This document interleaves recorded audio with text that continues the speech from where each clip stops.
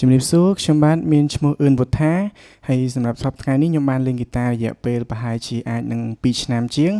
ហើយខ្ញុំបានបកស្រាយចម្រៀងបទដែលមានចំណងជើងថាជំងឺខ្វះអ្នកថែនៅក្នុងការប្រកួតដើម្បីយកហ្គីតាសាកា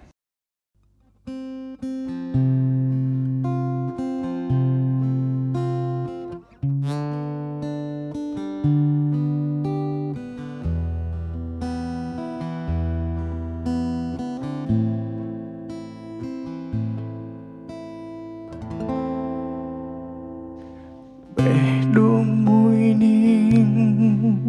ឈឺដូចគេកាប់ព្រោះតែអូន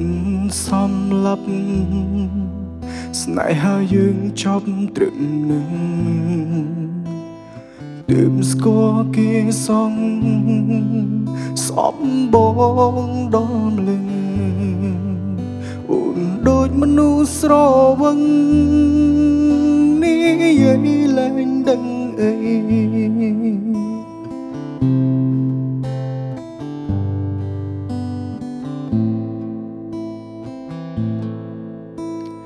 គេនិយាយ10អូនជឿដល់100គេសំណាង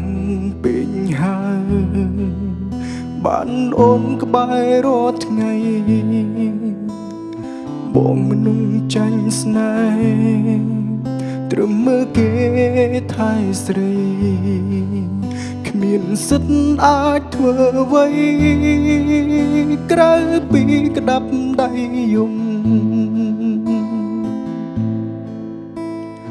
មួយនាទីក៏ឈឺ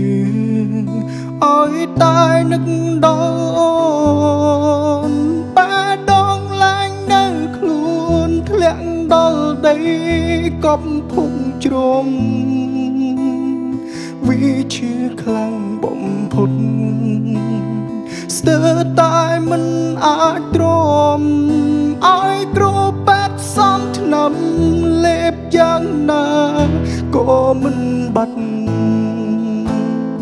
ជំងឺខ្វាំងនាងថៃរូបបានយូរប៉ុណ្ណាតដងហាមពេលណាឈ្មោះអូនមិនចេញដាច់ចិត្តនឹកអូនមួយនេះវាក៏ដូចក្រមខ្សាច់ប្រហែលអាចស្ទះស្លាប់ព្រោះមិនអាចប្រាប់ដល់អូ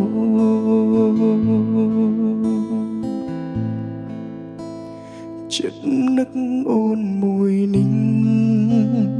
វាក៏ដូចក្រមខ្សាច់ប្រហែលអាចស្ទះស្លាប់ព្រោះមិនអាចប្រាប់ដល់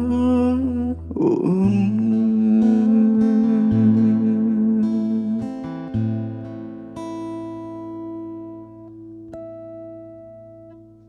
បាទសម្រាប់ចំណាប់អារម្មណ៍ខ្ញុំវិញគឺហ្គីតានេះគឺស្រួលលេងខ្លាំងមែនតើ